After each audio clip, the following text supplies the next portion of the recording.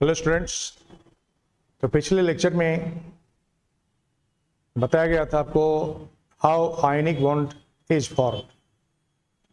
Ionic bond वह electrostatic force है जिस इलेक्ट्रोस्टैटिक फोर्स के कारण केटायन और एनायन किसी आयनिक क्रिस्टल में एक दूसरे के साथ में स्ट्रांगली बॉन्डेड रहता है। आयनिक बॉन्ड बनने के लिए आपको बताया गया था कि जब एक एटम का आयोनाइजेशन एनर्जी लोअर होगा तो आसानी से वो केटायन में चेंज कर जाएंगे। दूसरे एटम का इलेक्ट्रॉन एफिनिटी जब हायर होगा तो ज़्यादा से ज़्यादा एनर्जी रिलीज करके वो एनायन में चेंज कर जाएंगे। तो केटायन और एनायन फॉर्म करने के बाद ये केटायन और एनायन एक स्ट्रॉन्ग कूलम्बिक फोर्स के साथ में अटैच हो जाते हैं और इसी से आयनिक क्रिस्टल प्रोड्यूस होता है। आपको ये बताया गया था कि जिस आयनिक कंपाउंड में केटायन लार्जर होगा और एनायन स्मॉलर होगा उसमें आयनिक कैरेक्टर ज़्यादा हो, और जिस आयनिक कंपाउंड में केटायन टू मच स्मॉल हो जाएंगे और एनायन टू मच लार्ज हो जाएंगे वहाँ केटायन के हाई पोलराइजिंग पावर और एनायन के हाई पोलराइजेबिलिटी हो जाते हैं और उस समय उसमें कोवेलेंट कैरेक्टर डेवलप कर जाती है। फेजान रूल के द्वारा आपको ये समझाया गया है।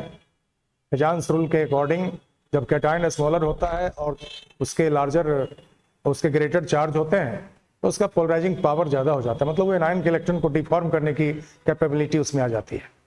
एनायन के इलेक्ट्रॉन को पुल कर लेता है अपनी तरफ और शेयर कर लेता है, और एनायन के डिफॉर्म करने की टेंडेंसी मतलब अपने इलेक्ट्रॉन को डिफॉर्म करा देने की टेंडेंसी तब ज़्यादा हो जाती है कि high polarising power of cation के प्रेजेंस में, जब एनायन का रेडियस लार्ज होता है और उस पर चार्ज भी ज़्यादा होता है। तो लार्जर एनायन का पोलराइजेबिलिटी ज़्यादा होगा और स्मॉलर साइज ऑफ केटायन का पोलराइजिंग पावर ज़्यादा होता है, और इस कंडीशन में उस आयनिक बॉन्ड के फॉर्मेशन के साथ उसमें उस कंपाउंड में कोवेलेंट कैरेक्टर भी डेवलप कर जाते हैं, क्योंकि एनायन का इलेक्ट्रॉन स्मॉलर केटायन के प्रेजेंस में डिफॉर्म्ड होकर ये केटायन है और ये आपको एनायन है, और ये स्मॉलर केटायन का जो न्यूक्लियस है जब इस एनायन के इलेक्ट्रॉन के कांटेक्ट में आता है तो इस इलेक्ट्रॉन को ये क्या करता है, डिफॉर्म कर देता है, मतलब अपनी तरफ पुल कर लेता है। और ये इलेक्ट्रॉन जब इस तरफ पुल्ड हो जाते हैं, इलेक्ट्रॉन जब इस तरफ से इस साइड से इस तरफ शिफ्ट हो जाते हैं तो यहाँ इसका न्यूक्लियस केटायन का न्यूक्लियस और एनायन का न्यूक्लियस दोनों इस इलेक्ट्रॉन का शेयरिंग करता है। इस शेयरिंग के कारण इस कंपाउंड के जो प्रॉपर्टी हैं वो चेंज हो जाते हैं, इसमें कुछ कोवेलेंट कैरेक्टर आ जाता है। तो स्मॉलर केटायन और लार्जर एनायन जब होगा, इट मीन्स केटायन जब बहुत स्मॉल होगा और एनायन जब बहुत लार्ज होंगे तो उसमें कोवेलेंट कैरेक्टर की जो परसेंटेज है वो बढ़ जाता है। तो हायर कोवेलेंट कैरेक्टर जब होगा, किसी आयनिक कंपाउंड में कोवेलेंट कैरेक्टर जब बढ़ जाएंगे तो हाई कोवेलेंट कैरेक्टर तब होता है जब केटायन टू मच स्मॉल होता है और एनायन टू मच लार्ज होता है। अब आयनिक कैरेक्टर और कोवेलेंट कैरेक्टर कैसे बढ़ता घटता है उसके बारे में भी आपको बताया गया था कि जैसे जैसे केटायन के रेडियस बढ़ते जाएंगे, आपको केटायन के रेडियस के बढ़ने से आयनिक कैरेक्टर बढ़ता है उस कंपाउंड में, और जैसे जैसे एनायन के रेडियस घटते जाएंगे उसमें आयनिक कैरेक्टर बढ़ता जाएगा। एनायन का रेडियस छोटा होने से और केटायन का रेडियस लार्ज होने से आयनिक कैरेक्टर बढ़ता है, और इसी का अपोजिट सोचें, केटायन का रेडियस जब छोटा होगा और एनायन का रेडियस लार्ज होगा तो केटायन के पोलराइजिंग पावर बढ़ेंगे और एनायन के पोलराइजेबिलिटी बढ़ेंगे, और इस दोनों के कंडीशन में पोलराइजिंग पावर जब केटायन का हाई होगा और पोलराइजेबिलिटी जब एनायन का हायर होगा तो वहां पर ये डिफॉर्मेशन वाली बातें हो जाएगी और उसमें कोवेलेंट कैरेक्टर डेवलप कर जाएगा। तो ये कंडीशन है आयनिक कंपाउंड के फॉर्मेशन के लिए कि वन एटम का साइज आपको लार्जर होना चाहिए, दूसरे एटम का साइज स्मॉलर होना चाहिए। लार्जर साइज वाले जो एटम होते हैं जनरली उनका आयनाइजेशन एनर्जी कम होता है, और आयनाइजेशन एनर्जी कम होगा तो आसानी से इलेक्ट्रॉन लॉस करके केटायन में चेंज कर जाएंगे। दूसरे एटम जिसका साइज स्मॉलर है उसके हाई इलेक्ट्रॉन एफिनिटी हैं, और हाई इलेक्ट्रॉन एफिनिटी के कारण वो इलेक्ट्रॉन गेन करेंगे तो वो एनायन में चेंज कर जाएंगे। जब एक बार एटम इलेक्ट्रॉन लॉस करता है और केटायन बनाता है तो केटायन का रेडियस उस कोरेस्पोंडिंग एटम के रेडियस के कंपेरिजन में स्मॉल हो जाता है, और एक बार जब कोई एटम इलेक्ट्रॉन गेन कर लेता है तो एनायन बनने के दरमियान एनायन का रेडियस उस कोरेस्पोंडिंग एटम के रेडियस के कंपेरिजन में लार्ज हो जाता है। यह याद रखना जरूरी है कि कैटायन से एनायन का रेडियस हमेशा लार्जर होता है, लेकिन जिस आयनिक कंपाउंड में cation as possible as large होते हैं और anion as possible as small होते हैं, वहां आयनिक कैरेक्टर का परसेंटेज ज्यादा होता है। ये बहुत इंपॉर्टेंट बात है, इससे मैं कई बार इसको रिपीट कर रहा हूं। इस तरह के क्वेश्चन आते हैं कि which have maximum ionic character, which have maximum covalent character. जैसे मैं आपको एक क्वेश्चन यहां पर दे दिया गया, which has maximum ionic character, किसमें आयनिक कैरेक्टर ज्यादा होगा? एक आपको यहां पर है लिथियम फ्लोराइड, दूसरा है सोडियम फ्लोराइड, और तीसरा है पोटेशियम फ्लोराइड, और फोर्थ है caesium fluoride, CSF, caesium fluoride. तो आपको ये बताया गया कि रेडियस ऑफ कैटायन जितना लार्ज होगा आयनिक कैरेक्टर उतना ज्यादा होगा। तो लिथियम से नीचे सोडियम है तो सोडियम का रेडियस लार्जर होगा। जैसे जैसे डाउन द ग्रुप जाते हैं रेडियस बढ़ता है। सोडियम के नीचे पोटेशियम है, इसका रेडियस और लार्ज हो जाएगा, और उसके नीचे सीजियम है तो सीजियम के रेडियस सबसे लार्ज होंगे, और जो सबसे लार्जेस्ट साइज का होगा कैटायन, जिसमें सबसे लार्जेस्ट साइज के हैं, क्योंकि एनायन सब में सेम है, तो जिसमें कैटायन सबसे लार्जर होगा उसमें आयनिक कैरेक्टर क्या होगा? सबसे ज्यादा होगा। तो आपको सीजियम फ्लोराइड में आयनिक कैरेक्टर क्या होंगे? सबसे ज्यादा होंगे। उसी तरह से कोई दूसरा क्वेश्चन दे दिया, एनायन के चेंज होने के साथ उसका क्या आयनिक कैरेक्टर का रिलेशन होगा? Which have maximum ionic character में अब ऑप्शन में चेंज कर दे रहा हूं, इसमें एनायन को बदल देता हूं। तो ए ऑप्शन में आपको लिथियम फ्लोराइड है, बी ऑप्शन में लिथियम क्लोराइड है, सी ऑप्शन में लिथियम ब्रोमाइड है, और डी ऑप्शन में लिथियम आयोडाइड है। अब यहाँ पर कैटायन सेम है, सब में लिथियम कैटायन है, लेकिन एनायन फ्लोराइड है, क्लोराइड है, ब्रोमाइड है, आयोडाइड है। अब एनायन का रेडियस देखिए फ्लोरीन से ज्यादा क्लोरीन का होता है, क्लोरीन से ज्यादा ब्रोमीन का होता है, ब्रोमीन से ज्यादा आयोडीन का होता है। कोरेस्पोंडिंग एटम का रेडियस और ज्यादा हो जाएगा, आयन का रेडियस फ्लोराइड से लार्जर रेडियस क्लोराइड का, क्लोराइड से ब्रोमाइड का, ब्रोमाइड से आयोडाइड का रेडियस सबसे लार्ज होगा। तो जितना ज्यादा लार्जर रेडियस होगा एनायन का, आयनिक कैरेक्टर उसमें उतने कम होंगे। एनायन का रेडियस बढ़ेगा तो आयनिक कैरेक्टर कम हो जाएंगे, कोवेलेंट कैरेक्टर बढ़ जाएगा। तो आयनिक कैरेक्टर मैक्सिमम पूछ रहा है, तो मैक्सिमम आयनिक कैरेक्टर उसी में होगा जिसमें एनायन सबसे स्मॉल है। तो आपको ये ऑप्शन यहाँ पर होगा। एनायन जिसमें स्मॉल रहेगा उसमें आयनिक कैरेक्टर ज्यादा होगा, और कैटायन जिसमें लार्ज होगा उसमें आयनिक कैरेक्टर ज्यादा होगा। अब हम समझते हैं बॉर्न-हेबर्ट साइकिल के द्वारा आयनिक कंपाउंड का फॉर्मेशन किस तरह से होता है। बॉर्न-हेबर्ट साइकिल के द्वारा हम लोग स्टेप बाय स्टेप इलेक्ट्रॉन का लॉस, इलेक्ट्रॉन का गेन, और साथ साथ एनर्जी चेंज कहाँ कहाँ कितना होता है, एनर्जी गेन कहाँ होता है, एनर्जी रिलीज कहाँ होता है, इन सब के साथ हम लोग आयनिक बॉन्ड के फॉर्मेशन की बातों को समझ सकते हैं। तो हम लोग बॉर्न-हेबर्ट साइकिल में आते हैं। आप जानते हैं कि NaCl सोडियम क्लोराइड एक आयनिक कंपाउंड है। सोडियम क्लोराइड एक आयनिक कंपाउंड है। तो इस आयनिक कंपाउंड का फॉर्मेशन जब होता है तो इनके एलिमेंट सोडियम से और क्लोरीन से होगा। सोडियम और क्लोरीन के कॉम्बिनेशन से सोडियम क्लोराइड का फॉर्मेशन होगा। तो सोडियम सॉलिड स्टेट में है, इसको जब हीट करेंगे तो ये गैसियस स्टेट में कन्वर्ट होगा, ये सबलाइम्ड होगा। इस प्रोसेस को हम लोग सब्लिमेशन बोलते हैं। इस प्रोसेस को बोलते हैं सब्लिमेशन ऑफ सोडियम। तो 1 मोल सोडियम को सोडियम गैसियस एटम में चेंज होने में जो एनर्जी लगेगा, सॉलिड से गैस बनने के लिए तो एनर्जी चाहिए, सॉलिड सब्सटेंस को हीट करेंगे तब वो वेपराइज करेगा। तो 1 मोल सॉलिड से 1 मोल सोडियम गैसियस एटम बनने के लिए जो एनर्जी लगेगा उसको, उस एनर्जी को हम लोग सब्लिमेशन एनर्जी बोलते हैं। तो इसको हम लोग सब्लिमेशन एनर्जी कहेंगे, और इसको डेल्टा SUBH से रिप्रेजेंट करते हैं। एनर्जी को इंथैल्पी भी कहा जाता है, तो इसको हम लोग सब्लिमेशन एनर्जी भी कह सकते हैं और सब्लिमेशन इंथैल्पी भी कह सकते हैं। दूसरे स्टेप में देखिए, अब क्लोरीन जो गैसियस मॉलिक्यूल है, इसमें 2 एटम कंबाइंड है। तो जब एटम कंबाइंड रहता है तो बॉन्ड बनाने के समय वो पुराने बॉन्ड को ब्रेक करते हैं और फिर नए बॉन्ड में चेंज करते हैं। तो क्लोरीन का अपना जो पुराना बॉन्ड है, ओल्डर बॉन्ड जो है इस 2 क्लोरीन के बीच, इस बॉन्ड को ये ब्रेक करेगा, तभी तो क्लोरीन गैसियस एटम में चेंज करेगा।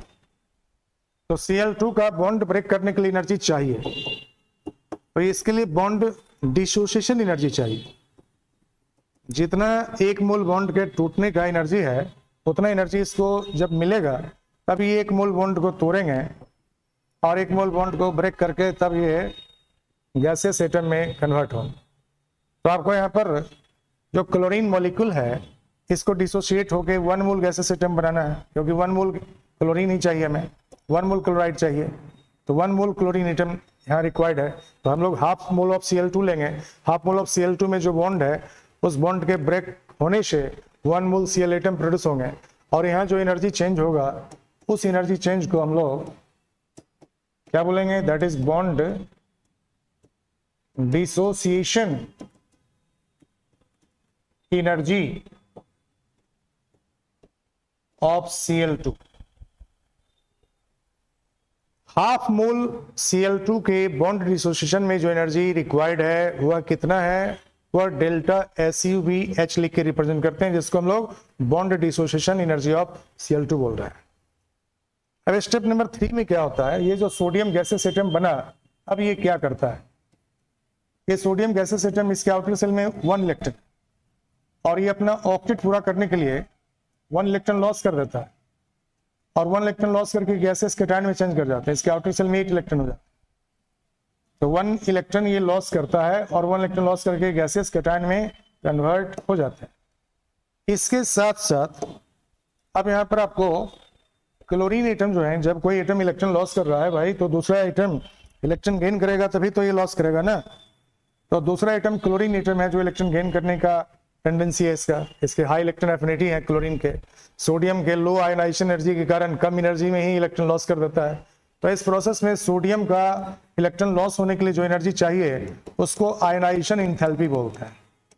आयोनाइजेशन एनर्जी और आयनाइजेशन इंथैल्पी दोनों बोल सकते हैं। एनर्जी को हम लोग इंथैल्पी भी बोलते हैं थर्मोडायनेमिकल टर्म में।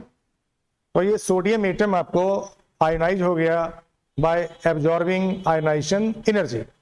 अब क्लोरीन एटम जो है इसके आउटर सेल में 7 इलेक्ट्रॉन है, तो इसको भी ऑक्टेट पूरा करना है और ऑक्टेट पूरा करने के लिए ये 1 इलेक्ट्रॉन गेन करता है और ये 1 इलेक्ट्रॉन गेन करता है क्योंकि इसके हाई इलेक्ट्रॉन एफिनिटी है, मतलब ये एनर्जी रिलीज करके इलेक्ट्रॉन गेन करने का टेंडेंसी दिखाता है।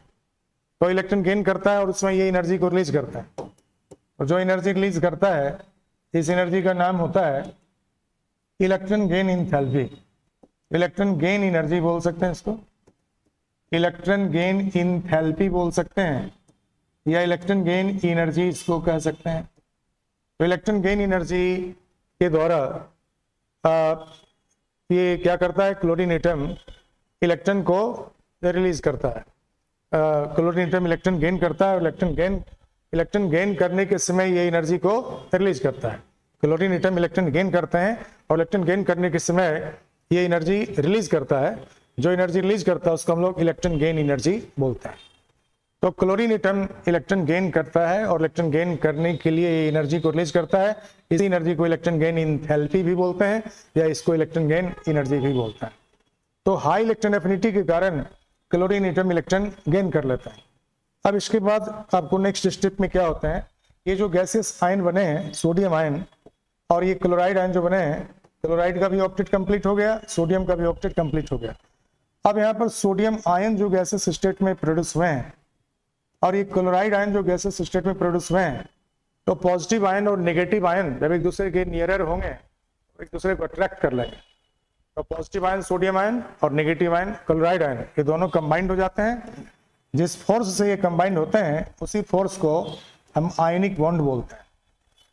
तो ये आपको गैसेस कैटायन और गैसेस अनायन जो प्रोड्यूस हुआ या एक दूसरे के साथ में कंबाइंड होकर NaCl सॉलिड में चेंज कर जाते हैं और इसमें जो एनर्जी रिलीज होता है उस एनर्जी को हम लोग लैटिस एनर्जी बोलते हैं। इसको डेल्टा H लैटिस बोलते हैं और ये इंडिकेशन है, लैटिस लिखकर हम लोग इंडिकेट करते हैं। डेल्टा H मतलब एनर्जी चेंज और लैटिस लिखकर इंडिकेट करते हैं ये एनर्जी लैटिस एनर्जी है, तो हम लोग इसको क्या बोलते हैं, लैटिस एनर्जी।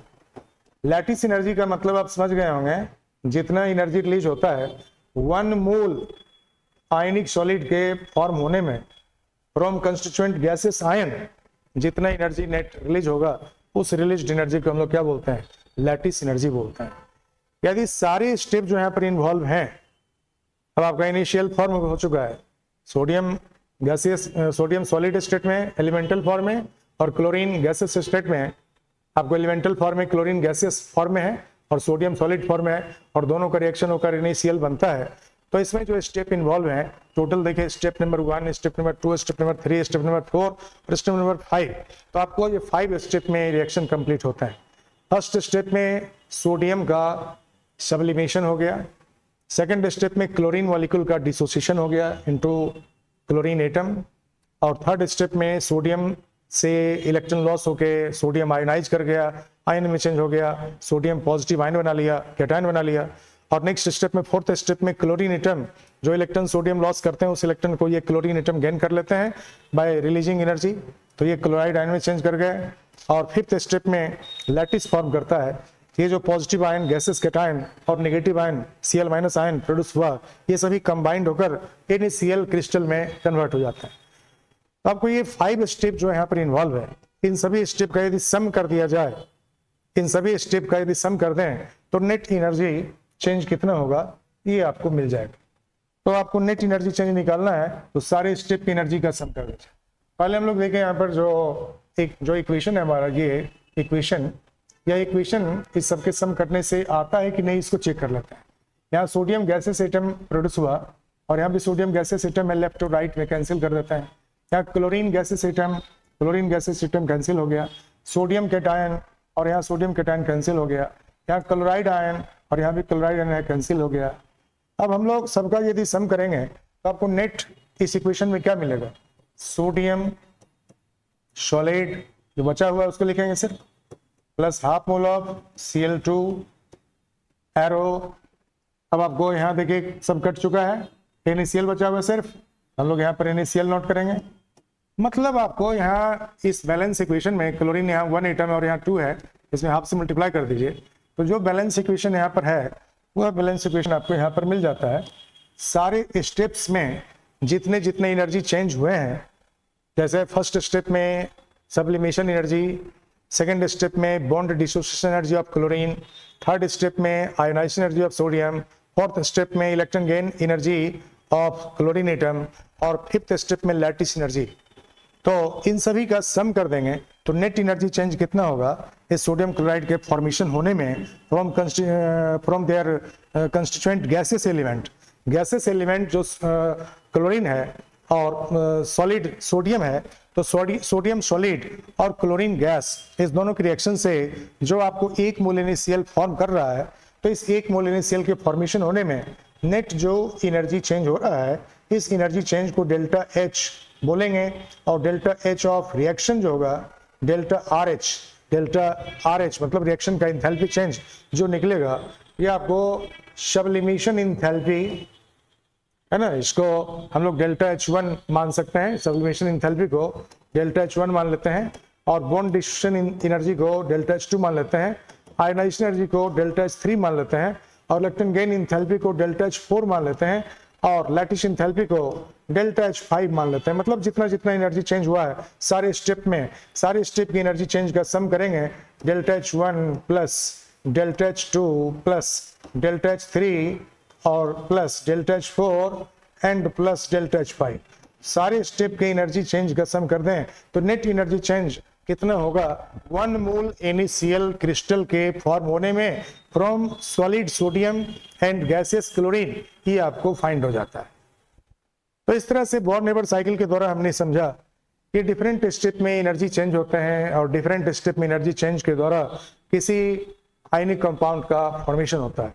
कोई एटम यदि आपको सॉलिड स्टेट में है तो पहले वो गैसेस स्टेट में कन्वर्ट होते हैं, कोई एटम कंबाइंड है दूसरे एटम के साथ तो डिसोसिएट होते हैं, पहले अनडिसोसिएटेड एटम में कन्वर्ट हो जाते हैं, और इसके बाद आपको इलेक्ट्रॉन का लॉस और गेन होता है, इलेक्ट्रॉन ट्रांसफर होते हैं, एक मेटल एटम इलेक्ट्रॉन लॉस करते हैं और एक नॉन मेटल एटम जो होते हैं वो इलेक्ट्रॉन गेन करते हैं, और इससे कैटायन और एनायन का फॉर्मेशन होता है, और ये गैसेस कैटायन और एनायन जो है वो कंबाइंड होकर आपको एक क्रिस्टल आयनिक क्रिस्टल में चेंज कर जाते हैं।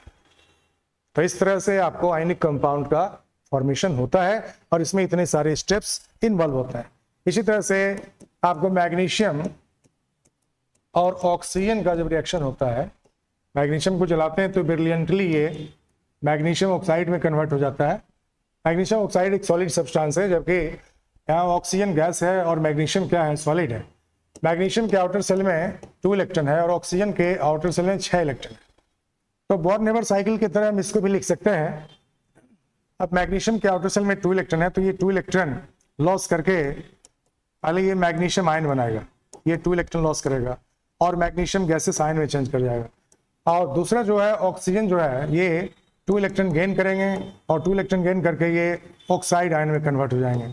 अब ये ऑक्साइड आयन जो है और ये मैग्नीशियम आयन जो है ये दोनों कंबाइंड हो जाएगा, तो आपको इससे क्या बन जाता है, मैग्नीशियम ऑक्साइड बन जाता है। तो ये आपको सिर्फ यहाँ पर ये समझाया गया कि मैग्नीशियम एटम के आउटर सेल में 2 इलेक्ट्रॉन है और 2 इलेक्ट्रॉन लॉस करके मैग्नीशियम आयन में चेंज कर गया, और ऑक्सीजन के आउटर सेल में 6 इलेक्ट्रॉन है तो ऑक्टेट कंप्लीट करने के लिए 2 इलेक्ट्रॉन गेन करके ऑक्साइड में चेंज कर गया, और ये दोनों कंबाइंड होकर मैग्नीशियम ऑक्साइड क्रिस्टल में कन्वर्ट हो जाते हैं। बट यदि हम बोर्न-हेबर साइकिल इसके लिए लिखें तो बोर्न-हेबर साइकिल में स्टेप्स और ज़्यादा हो जाएगा। जैसे मैग्नीशियम सॉलिड स्टेट में है, इसको हीट करेंगे तो सब्लिमेशन एनर्जी के द्वारा पहले ये गैसेस स्टेट में कन्वर्ट होगा, और ऑक्सीजन आपको कंबाइंड एटम है, मॉलिक्यूलर फॉर्म है, ये आपको अनडिसोशिएटेड होकर ऑक्सीजन एटम में कन्वर्ट करेगा। अब मैग्नीशियम जो है वह आउटर सेल में इसका 2 इलेक्ट्रॉन होता है, तो ये अपना 2 इलेक्ट्रॉन लॉस करके Mg2+ आयन गैसेस आयन में चेंज कर जाएंगे। इसके आउटर सेल में 2 इलेक्ट्रॉन होते हैं और ये 2 इलेक्ट्रॉन लॉस कर लेंगे तो मैग्नीशियम आयन में ये कन्वर्ट हो जाता है।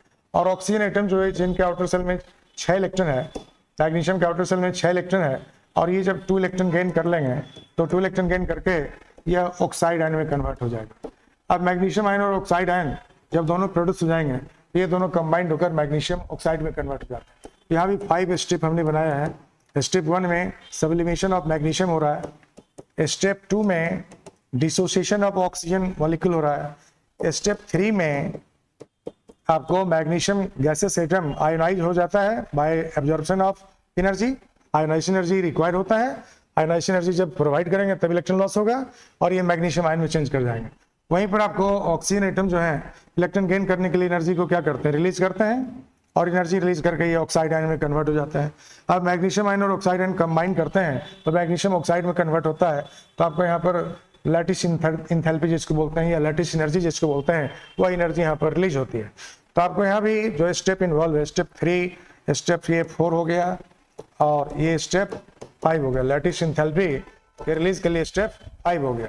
तो सारे स्टेप में आपको एनर्जी चेंज होते हैं। बोर्न-हेबर साइकिल जो सोडियम क्लोराइड के लिए बताया गया था, ठीक उसी तरह से आपको यहाँ मैग्नीशियम ऑक्साइड के फॉर्मेशन के लिए भी बिल्कुल सेम है। आपको स्टेप 1 में सब्लिमेशन हो रहा है, स्टेप 2 में डिसोसिएशन ऑफ ऑक्सीजन हो रहा है, स्टेप 3 में आयोनाइजेशन ऑफ मैग्नीशियम होता है, स्टेप 4 में इलेक्ट्रॉन गेन होता है और स्टेप 5 में लैटिस फॉर्म करता है। तो बिल्कुल सेम है। आप सबके सभी स्टेप का 5 स्टेप का एनर्जी चेंज का सम करेंगे तो नेट इंथैल्पी चेंज यानी कि नेट एनर्जी चेंज इस 1 स्टेप रिएक्शन के लिए कितना होगा ये फाइंड हो जाता है।